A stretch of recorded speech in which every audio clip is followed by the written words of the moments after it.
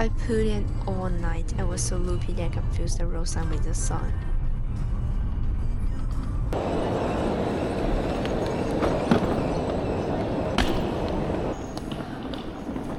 我来了，我可以睡进去。哎，等一下，我的很高。你看，您帮忙签个字。好了。房费是应该都付过，但房价是没有含早餐的。我还算大方给你。After dropping off luggage, we headed straight to Brad Street. At the first shop, my friend got a taro filled bun with barely any taro paste inside, plus a soy milk mochi rabbit bun. I picked up a pestrino scone, though I never got a bite of it in the end. A friend finished and thought it was pretty good. At the second bakery, I got mint chocolate and she had a berry one. The berry flavored treat wasn't good at all, while mine was just alright.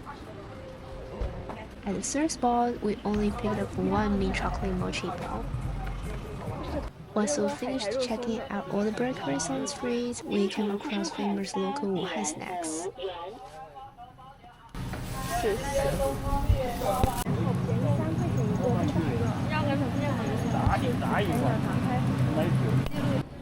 These packet noodles didn't have a lid, which I'd never seen before.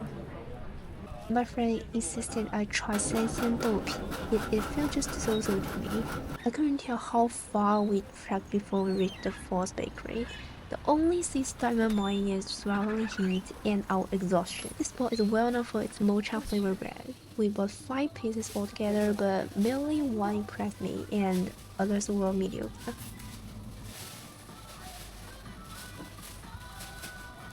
By the 5th bakery, we were totally worn out. My friend came here specifically for their 2 best-selling items. It's a huge chain store, but honestly, the pastries weren't good at all.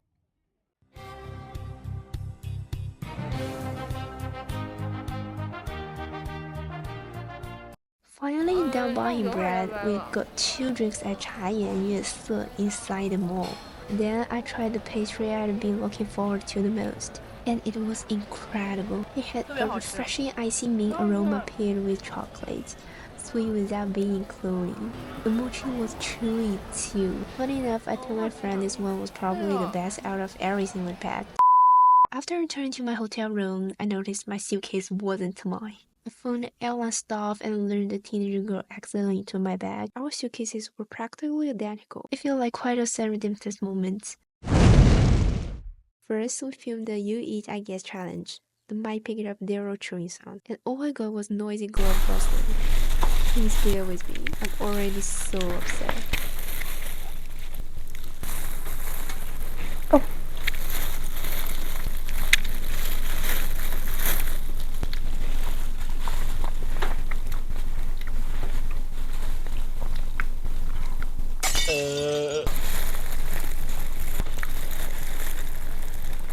My friend said he'd overeaten, so we headed to the gym to walk off the food. Hey, okay. Go, go, go, go, go, go, go.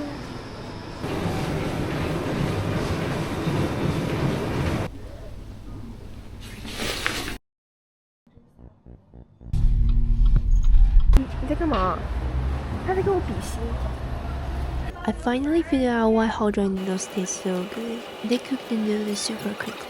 I'm totally obsessed with dry style food, and hot dry noodles hit exactly my taste. Woohoo! Next, we set off on our city walk. We stopped by a well-known deli for some marine-tipped food, then passed the Bagong mansion. The road turned out surprisingly short, and we soon get to the end. We spot a park which led to a lake. 请勿下水游泳，戏水、垂钓，珍爱生命，谨防溺水。嗨。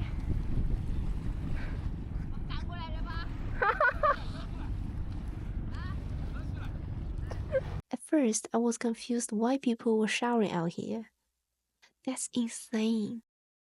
Then we walked past this building and popped into Zhencha Wu, a drink chain originally exclusive to Wuhan. You know what's crazy? Right after I headed back to Shanghai, I found out they are opening stores here too. It's so annoying. I always travel for out of town just to try something new, and then it ends up coming to Shanghai anyway. Sometimes it honestly feels like I'm living inside the Truman Show. Then we headed over for lunch.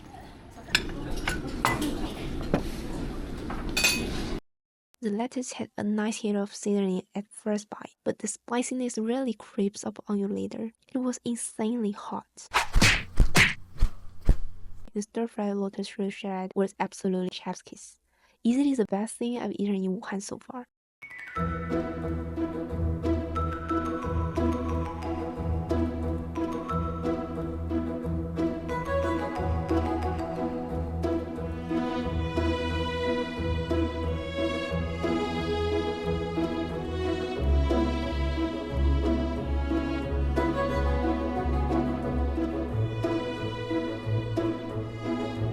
The soup was just mediocre, way too bland for me. I guess I've never really been a soup person anyway.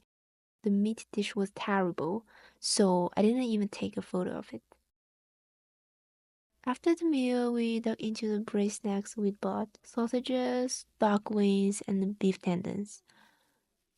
The beef tendons tasted pretty good, but they were really tough to chew.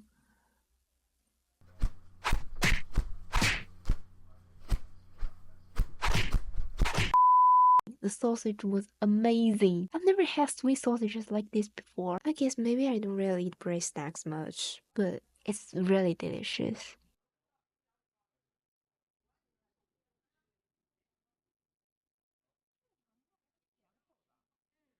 The duck wings were shockingly spicy. It burned my mouth so badly. I drank a whole bottle of water before I burning died down a little. As we were leaving, we noticed the restaurants had open chain, and their private rooms sit in the courtyard. It's such a lovely vibe, perfect for family get together on holidays. This spot is super close to the Hubei Provincial Museum, so we went sightseeing there once we were full. We made a beeline straight for the Yuewang exhibit. It's definitely one of the most popular displays. It was surprisingly hard to find though. You walk in through the main entrance, head all the way up to the third floor, then go back down to the second floor. The floors are kind of staggered. I bet almost everyone's here just to see the sword.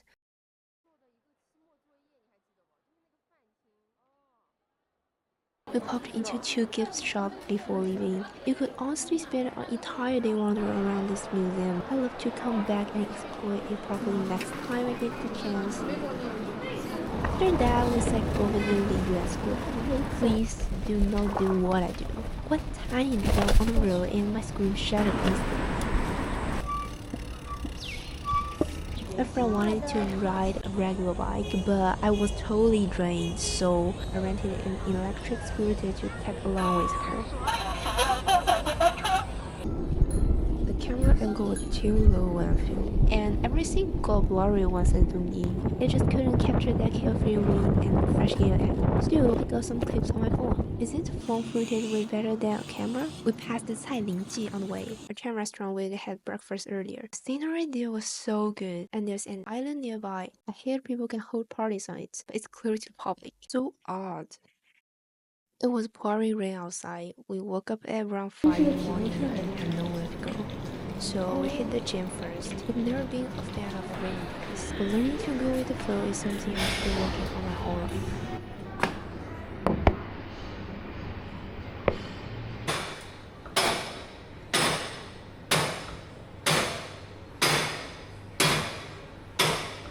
When the rain died down a little, we decided to go try water go-karts. Guys, this is actually my first time doing makeup on camera. So easy on me, please.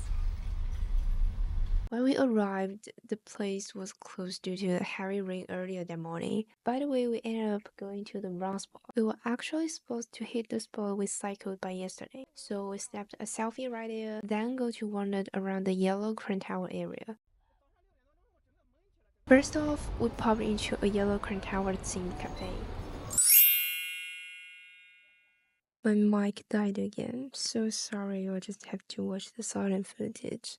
What even is this weird way I'm eating? I guess I still have some idle baggage back then. If it were me now, I'd just dig right in with my hands. All in all, it was amazing. Warm waffles paired with ice cream and fresh fruit to cut the sweetness, and there's no way it could taste bad. Neither of us feel like rushing to tourist spots, so we just admired the sight from afar. This trip was such a fun stroll. I visited a record shop for the very first time in my life and picked up a few Playboy music keychains. After that, we tried Pearl Beats, another first for me. It was such a wonderful day. I love trying music so much, but that day my eyes were sore and I didn't have my glasses on, so I chose an easy design, the Shanghai Formula One circuit track. Looking closer, the store turned out to be Qiyuan Dingli, an independent local culture studio. They sell original merchandise printed with photos of Wuhan scenic spots, including fridge magnets, postcards, and apparel. I grabbed a little bit of everything before heading back to the hotel. After showering, my friend asked me to come along to her. Just ignore my makeshift fireworks. Our last morning, my friend ordered takeout. She'd been craving for ages. I couldn't decide what to eat, so I got hotel breakfast buffet. Following my usual routine, I grabbed a coffee first. I had whole dry noodles again, which were incredible, but the eggs benedict were actually the best dish there. By the way, they didn't even provide tongs for the salads. This doesn't make sense. Then we went to ride the water go-karts we missed the day before. Everything looks way better in bright sunshine.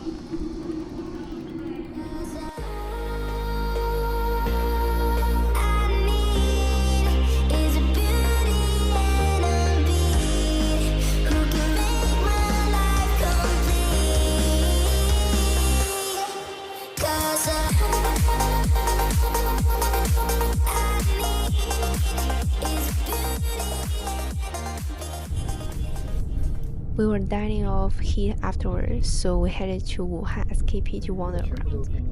The street had this sharp dividing line. One side was lined with high-end luxury boutiques, while the other was filled with smaller casual brands. We passed the coach, and as someone who's obsessed with limited edition items, shockingly I skipped the hot dry noodles ice cream. Instead, I got mocha strawberry milk, and it turned out unexpectedly delicious, like it was meant to be. The strawberry topping was pretty bland, but the first few sips had rich strawberry syrup mixed with subtle matcha and milk. The matcha flavor got really thick and syrupy by the end. I finished it in just a few gulps, and I loved the creative C-shaped ice cubes they used. My friend bought the same drink from a different shop later, but it tasted really bland to me.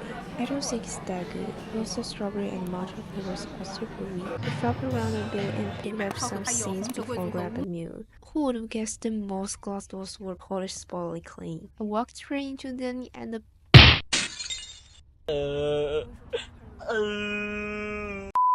We ordered all the dishes we'd been wanting to try. This huge spread of food only cost a little over 200. Super affordable and tasty. Every dish was so crispy and delicious. I will come back and record proper audio next time.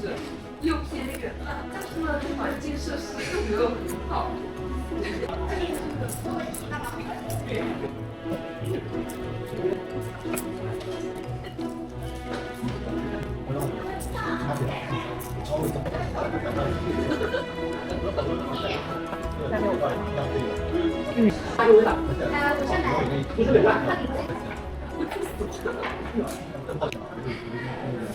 In the end, I really appreciate you sticking around and watching this. See you next time. Bye!